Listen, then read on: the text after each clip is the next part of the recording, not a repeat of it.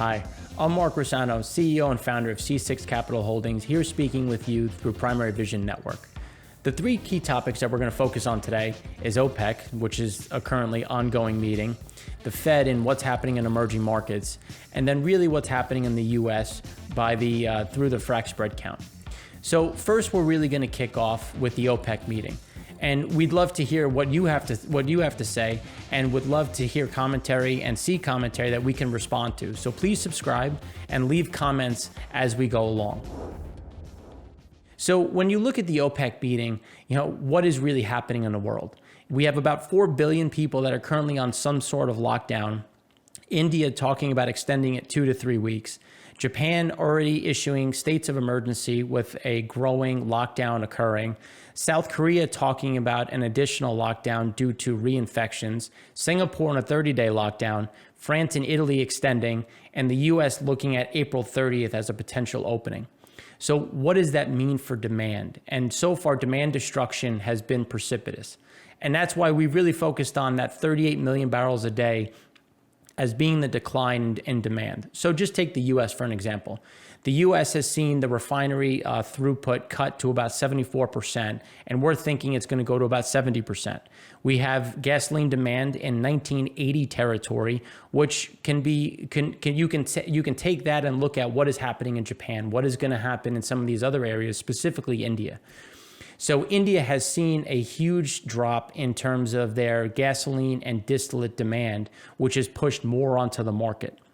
And then you might think, well, that's pretty good. You're going to get some cheap product into North America.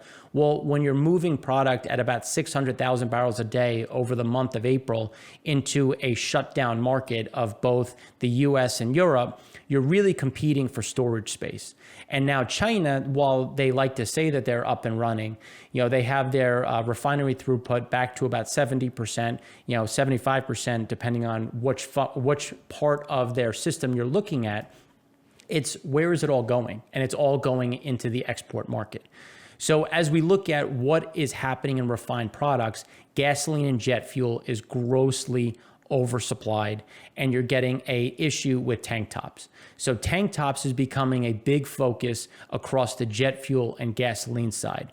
Now, distillate has a bit more, and by distillate, just to be clear, is the diesel and the diesel, kerosene, some form of gas oil that has some space. So, which is why Russian gas oil, which we typically don't import into the U.S., was actually imported into Pad 1. And you might think, well, that's pretty good. That means that things are loosening up, but it's really not. It's taking advantage of storage.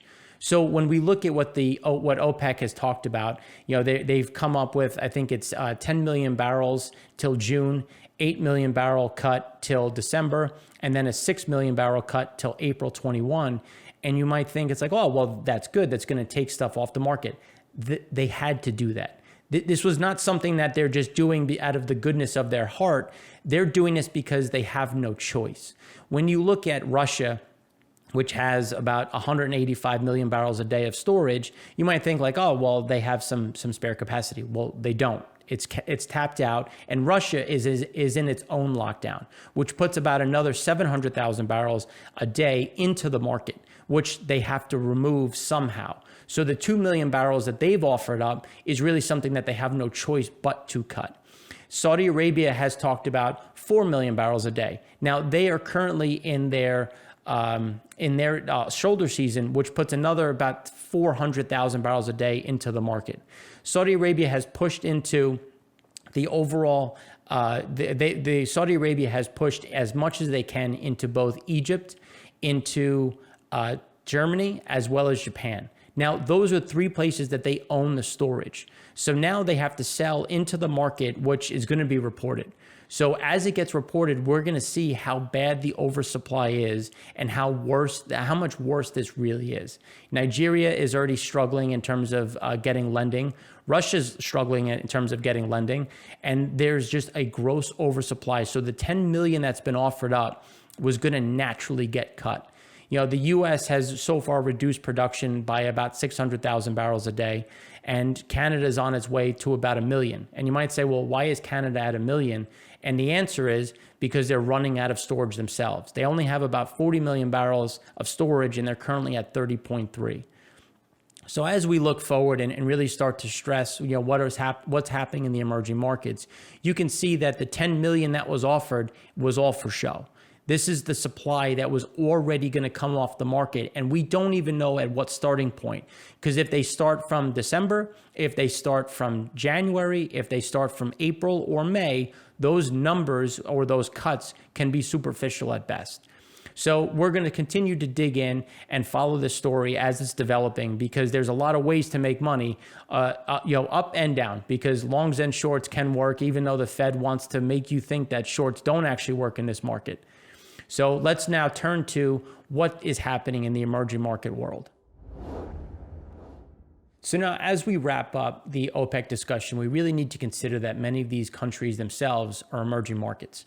We've already had Iran and Nigeria reach out to the IMF for some form of loan, with Nigeria asking China to forego some near-term interest. So you might have to consider, well, why would they do that? And it's really because the emerging markets are struggling under the weight of COVID-19 in terms of response and how their economies are faring.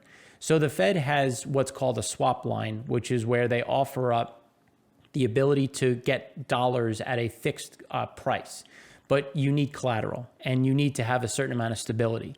So the IMF has taken it upon themselves to create their own structure of about a $1 trillion swap line that would originate within the IMF.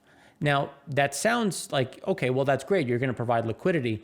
Well, we've had 85 countries reach out to the IMF for some form of loans that are usually deemed or denominated in dollars. So as we look at this and say, okay, well, what does that mean for the global market? And I think you're starting to see the answer. You have countries that are currently trying to support themselves. They're trying to stimulate their own economies, but you're also seeing a lot of concern in terms of protecting their own domestic population. Jordan has put an all stop on all food exports. We've had Russia say that they're only going to export to their local, bordering countries. And it's really going to get very concerning, as we talked about last time, in terms of rice and wheat. So we really need to consider what is happening in the emerging market land, and the stress is increasing on a continuous basis. So Iraq, Nigeria, Iran, these are key countries that are struggling with lower oil prices, but at the same time with concerns domestically in terms of food, as well as providing the subsidies that the populace has become used to. Saudi Arabia has the ability to borrow, but Russia is also struggling. Right now, their interest rates have fallen, which should be able to allow them to get something in the market to raise some capital, but it's short-lived. So maybe this, you could say, like, oh, Russia's doing this in order for them to raise some debt, and then they go right back to stepping on the throat of the shale companies. But we really don't know yet, because we're so early in the process. All we know is that a lot of countries are hurting, and they're going to continue to get hurt, and they need some form of bridge loan to get to the other side. Now the question is going to become, can they really pay back that bridge loan? And I think we all know the answer based on what we're seeing in Ecuador, Argentina, and some of these other countries. It's going to be very difficult for them to streamline and get those imports and exports into the market. So, they import using dollars and they export taking in dollars. And right now, those exports are struggling just on a supply chain level as shipping gets worse, freight gets difficult, and freight rates continue to rise. So while things are nice in terms of getting things across the board, that supply chain is going to weigh on them and their ability to truly pay back those loans that they're getting to provide some form of support. So now that we've taken you through how Powell has turned the US dollar into true monopoly money, we're going to turn to the Frac Spread Count, which just printed a total of 185 spreads for the week. So just to help put that in perspective, we started last week at 215, and now we're down to 185, clearly on our way to 150. And the reason why we can say down to 150 with relative confidence is because it tracks closer to WTI pricing and not to the rig count. And as we've seen from the OPEC, which we finally got some final numbers taking us into the weekend, we're going to see more and more pressure coming across WTI Cushing pricing, which will be a huge drag on the frac spread count. And just to kind of put into perspective, who is really taking this down, like Schlumberger, we know, has gone from 39 frac spread counts down to under 15 and on their way probably closer to 5, if not 1, as things progress over time. And the way things are going to progress is really going to come down to what the OPEC meeting really held, which was 10 million barrels a day coming out of the market. But, in typical OPEC math, it's funny math. So Russia and Saudi Arabia have agreed to cut 22% from 11.3 million, which takes you to about 8.7 million barrels a day. But at the same time, they also have a falling domestic demand, with Russia cutting refiners by about 700,000. Nigeria has cut their refiners, and Saudi has cut their own refiners. So this is going to put more crude on the water. And at the same time, all other OPEC countries have agreed to cut 22%.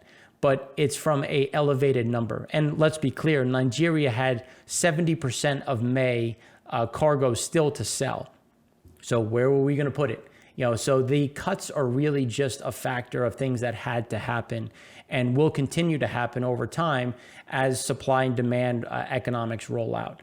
But with these elevated numbers, because the hope was that you were going to get a bigger cut from OPEC, but instead 10 million, with a push for the G20 nations who are meeting tomorrow to cut 5 million.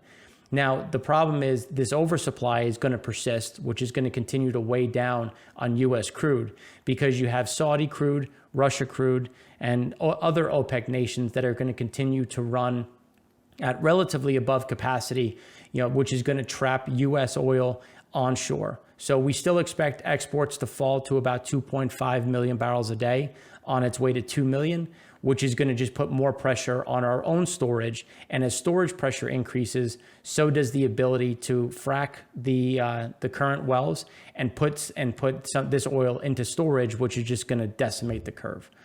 So again, this is Mark Rossano, CEO and founder of C6 Capital Holdings, reporting with you through Primary Vision. Talk to you guys next week. Thanks. Bye.